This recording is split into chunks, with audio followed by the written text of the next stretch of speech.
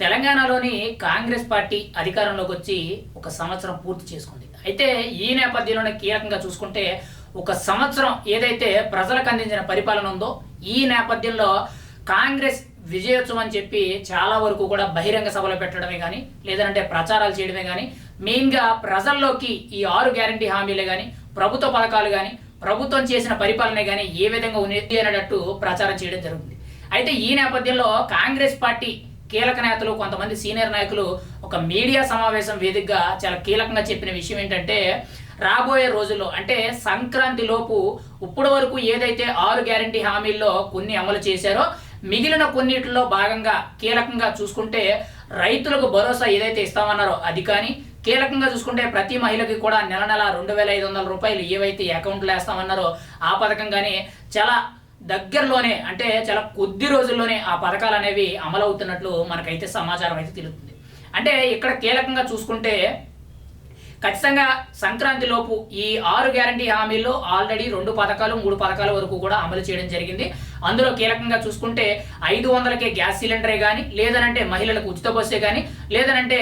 రైతులకు 500 రూపాయల బోనస్ ఏదైతే ఉందో అది కానీ ఇలా కొన్ని పథకాలు అయితే అమలు చేయడం జరిగింది. మిగిలిన పథకాల్లో కీలకంగా చూసుకుంటే మహిళలకి నెల నెల కూడా 2,500 రూపాయలు ప్రత్యేకించి వాళ్ళ అకౌంట్లో అంటే 18 సంవత్సరాల నుంచి కూడా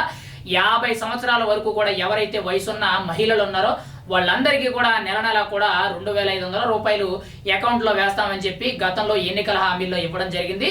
ఆ హామీని ఖచ్చితంగా ఈ రాబోయే సంక్రాంతి అంటే 2025 జనవరిలో వచ్చే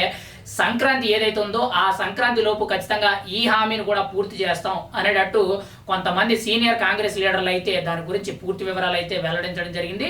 ఈ నేపథ్యంలోనే ఈ శీతాకాల సమావేశాలు అనేవి ఈరోజు కీలకంగా చూసుకుంటే డిసెంబర్ 9వ తారీఖు నుంచి కూడా శీతాకాల సమావేశాలు అనేవి ప్రారంభమైనవి. ఈ నేపథ్యంలో కీలకంగా చూసుకుంటే ఇక్కడ అసెంబ్లీలో ఆ పథకానికి సంబంధించిన బిల్లు కూడా ప్రవేశపెట్టబోతున్నట్టు మెయిన్గా ఆ పథకానికి సంబంధించిన బడ్జెట్ ఏదైతే ఉందో ఆ బడ్జెట్ అంతా కూడా చాలా క్లియర్ కట్గా ఎవరెవరికి ఎంత పెడతానో దానికి అర్హులు ఎవరు అనర్హులు ఎవరు ఎవరు ఎప్పుడు అప్లై చేసుకోవాలి అనేటట్టు పూర్తి వివరాలు కూడా వెల్లడించే అవకాశం ఉంది అనేటట్టు మనకైతే సమాచారం అయితే తెలుస్తుంది.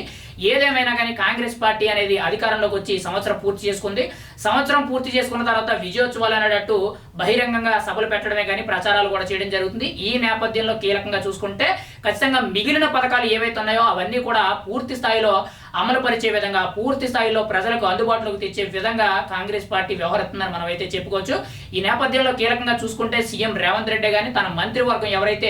మెయిన్గా కొంతమంది కీలక మంత్రులు ఉన్నారో వాళ్ళందరి సారథ్యంలో కూడా కాంగ్రెస్ పార్టీ అనేది ఎదరికి వెళ్తుంది. ఆ నేపథ్యంలో చూసుకుంటే ఇక్కడ ప్రజలకి ఏమేమి అవసరం అనేది మెయిన్గా రైతులకి రైతు భరోసా కానీ పంట నష్టాలే కానీ లేదంటే ధాన్యం కొనుగోలులే కానీ ఇటువైపు మహిళలకు చూసుకుంటే ఏదైతే ఉచిత బస్సే కానీ నెల నెల కూడా 500కే గ్యాస్ సిలిండర్ ఇవ్వడమే కానీ ఇటువైపు చూసుకుంటే మనకి కీలకంగా చూసుకుంటే నెల నెల కూడా 2,500 రూపాయలు అకౌంట్లు వేయడమే కానీ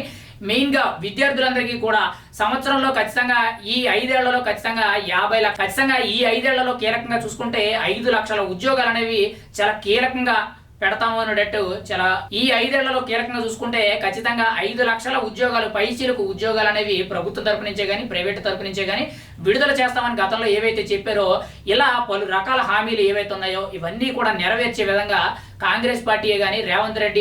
రెడ్డి యొక్క మంత్రివర్గమే కానీ అందరూ కూడా కలిసికట్టుగా పనిచేస్తున్నారని మనం అయితే చెప్పుకోవచ్చు. ప్రజలు ఏ విధంగా కాంగ్రెస్ పార్టీని ఆహ్వానిస్తారని ప్రజలు కాంగ్రెస్ పార్టీని ఏ విధంగా ఆదరిస్తారని మనం అయితే చూడాలి. ఏదేమైనా కానీ కాంగ్రెస్ పార్టీ పరిపాలన